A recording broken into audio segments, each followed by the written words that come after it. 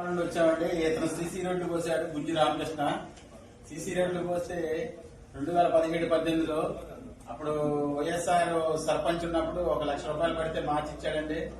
మన తెలుగుదేశం సర్పంచ్ వచ్చిన తర్వాత డబ్బులు పడ్డాయి, మరి అజాలో రాలేదు. సెక్రటరీ గారేమో మా ఇదిగో అదిగో ఇస్తామని చెప్పి దాటేశారు. ఒక 80,000 అయితే ఇచ్చారు, మేము వేరే అకౌంట్ లో పెట్టి మార్చుకున్నామని చెప్పి. తర్వాత అదైతే స్పందించలేదు సెక్రటరీ నాగరాజు గారు. మరి ఇప్పుడు కుటుంబ సభ్యులు, తెలుగుదేశం కుటుంబ సభ్యులు వీళ్ళంతా వీళ్ళకి అనగదొక్కుంటా వెళ్తుంటే మరి ఇట్లా మేము ఎవరో చెప్పుకోవాలి.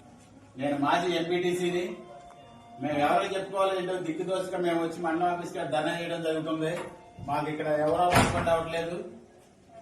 ఇతను 6వ వార్డు తెలుగుదేశం 6వ వార్డు నెంబర్ గారు బావ గారు, ఈయన 5వ వార్డు నెంబర్ గారు, నేను ఎంపీటీసీ, మా ఆవిడ గారు 3వ వార్డు నెంబరు.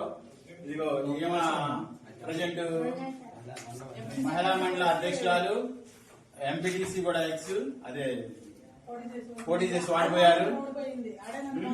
వీళ్ళంతా తెలుగుదేశం కార్యకర్తలు. తెలుగుదేశం కార్యకర్తలను ఎటు చేస్తే మరి ఎవరు చేసుకోవాలో తెలియక మేము వచ్చి ధర్నా చేయడం జరిగింది. మరి ఇది మాకు వీళ్ళకి న్యాయం చేయాలని చెప్పి కుటుంబం దబ్బా పట్టుకున్నారు. వచ్చి వీళ్ళకి న్యాయం చేయడానికి కూడా చెప్పామండి, వినిపించడం జరిగింది. మరి ఎవరో ఒకరు వీళ్ళని న్యాయం చేయాలని చెప్పి కోరుకుంటున్నాం.